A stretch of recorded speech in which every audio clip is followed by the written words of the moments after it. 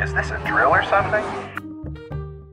Greetings, Exalted Ones. My name is Dash, and today we'll be exploring if Mara Jade could possibly enter Star Wars Rebels Season 2. Now, a lot of people have said, I think that Mara Jade is actually the Inquisitor.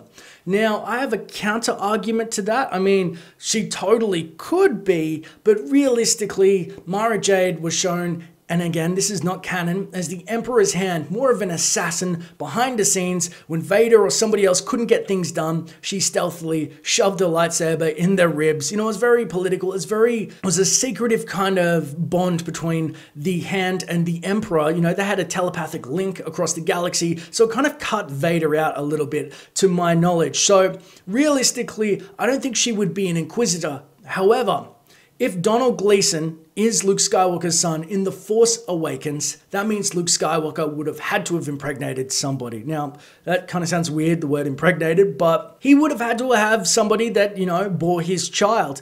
If he does have a child in episode 7, that means we should be exploring probably the mother's past or how he met up with her. This is the perfect time to bring in a young Mara Jade, because the Emperor's hand was brought in by the Emperor. They're trained very, very young, Force sensitives, you know, and are given skills to help them assassinate people. So I honestly believe that she has a place in this. I feel like the Emperor might get ticked off with Vader and say, your Inquisitors aren't doing the job they're meant to. I'm sending my hand in. And suddenly Mara Jade pops out of nowhere, does the job. You know what I mean? Like, I feel like that is the best way to throw her in. Maybe it's not going to be Mara Jade. Maybe it's going to be somebody cast on her, because as you can tell, a lot of the characters that are being made canon or in Rebels have kind of subtle hints as to where they drew their origins from. I mean, Kanan really feels like Kyle Katarn to me, in his design especially. So maybe it's not going to be called Mara Jade, which would be unfortunate. I feel like if they pull her in, and they definitely should keep the name. It's kind of iconic, and the purple lightsaber and whatnot.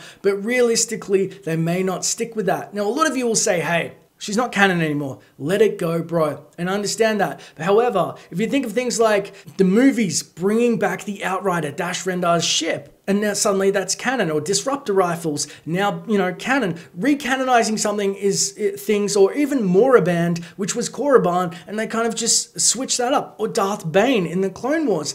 These things, characters, places, objects are getting recanonized. Maybe with a different iteration or two, you know, so that they fit, but it is happening. So everybody that has that counter argument of, oh, well, you know, it's not canon anymore. Fortunately, that's not the case. And some of our favorite characters are being used as inspiration or pulled directly back from Legends or the expanded universe, whatever you want to say. The beauty of this video, though, is it's just the start of the conversation. Our love of Star Wars surrounds and binds us together. So let me know, do you think Mara Jade should come to Star Wars Rebels Season 2, or even say Rogue One? I don't know, Star Wars Episode 7. It's all a big discussion, because if you love Star Wars, I want to talk to you about it. It's as simple as that. If you want to stay up to date with the latest Star Wars videos on origins, games, and theories, don't forget to use those force powers of yours and hit subscribe. And hey, leave a comment below about what you want to see in future videos. It may just get covered. Thanks for watching, and may the force be with you. Always.